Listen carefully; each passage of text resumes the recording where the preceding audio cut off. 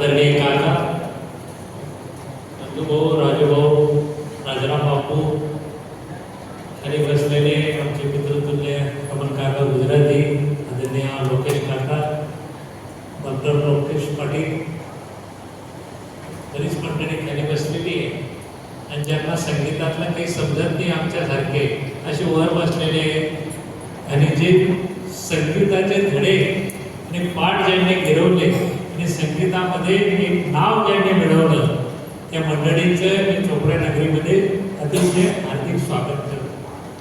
आमचे योगेश सर बोलत होते. योगेश सर आमच्या वडगावला ज्यावेळेला आदर्श गाव करण्याचं चाललं होतं त्यावेळेला कीर्तन करायला यायचे. योगेश सर नुसतं संगीतामध्ये नाही साहेब, हे कीर्तनकार सुद्धा आहे. एक म्हणजे तुकाराम गाथेच्या एकेका शब्दावर तासनतास बोलणारी ही मंडळी आहे. तरी सुद्धा स्वतःला काही उपाधी लावून घेतली नाही. आमच्यासारख्या पुढाऱ्यांना दोन शब्द बोलायला येतात, आम्ही मुलूक मैदान अमुक डबूक असे उपाध्या लावून घेतो.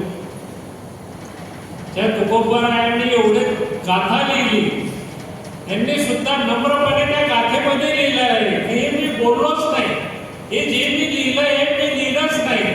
आपल्यामुळे नाही मी बोलत सका कृपावंत वाचा त्याची, साडूची मंजुळ बोलत असे वाणी शिकविता धनी वेगळाची. काय पामरे बोलावी उत्तरे तरी त्या विश्वंभरे बोलविले, तुका म्हणे त्याच्या कोण जाणे कळा वागवी पांडुळा पायाविन.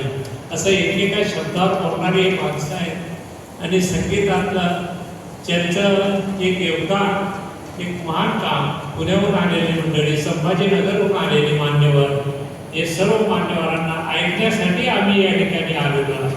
आम्ही भाषण करण्यासाठी आलेलो नाही साहेब, तुम्हाला ऐकण्यासाठी, तुमचं मार्गदर्शन नाही तर तुमचं दर्शन घेण्यासाठी आम्ही या ठिकाणी आलेलो आहोत. मित्रांनो, संगीत हा माणसाच्या जीवनामधला अविभाज्य भाग आहे. मी शेतामध्ये जेव्हा बसतो, शेतामध्ये काम नसेल तर त्यावेळेला सुद्धा संगीत ऐकत बसतो. नंदूबाबा सांगत होते की मी ज्या वेळेला मागच्या कालखंडामध्ये डिप्रेशनमध्ये गेलो होतो त्यावेळेला या शाळेमध्ये मी जाऊन बसायचो आणि 3-4 तास त्या शाळेमध्ये बसल्यानंतर मला एक प्रेरणा मिळाली, एक नवी ऊर्जा मिळाली आणि एक नवा ऊर्जा माणसाच्या आयुष्यामध्ये, तो कोणत्याही परिस्थितीमध्ये असतो, त्या कोणत्याही परिस्थितीमधून बाहेर काढण्याचा जर मार्ग कोणता, पहिला मार्ग दवाखान्याच्या अगोदर कोणता असेल तर तो संगीत आहे. आणि त्या संगीताच्या माध्यमातून माणसाच्या जीवनाचं एक उत्थापन करण्याचं काम संगीत करत असतं.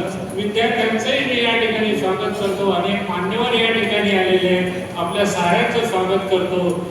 राजकीय पुढाऱ्यांना राजकीय व्यासपीठावर जास्त बोलता येतं, पण संगीत या विषयावर संगीताचे तज्ञ बसलेले असताना त्यांच्यासमोर काय बोलावं हेच मला कोडं पडलेलं आहे.